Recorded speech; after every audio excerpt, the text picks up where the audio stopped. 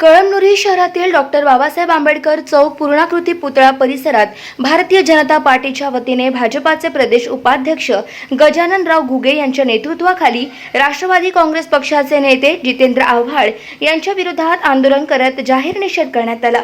यावेळी भारतीय जनता पक्षाचे प्रदेश उपाध्यक्ष माजी आमदार गजाननराव घुगे, राहुल मेने, जिद्दी पाटील यांच्यासह मोठ्या संख्येने पदाधिकारी कार्यकर्ते उपस्थित होते।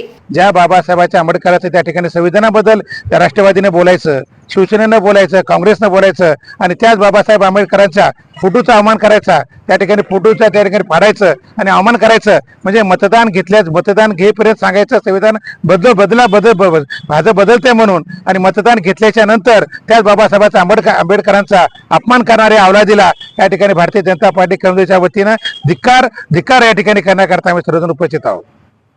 गाव माझा न्यूज करिता महेंद्र पुरी, हिंगोली।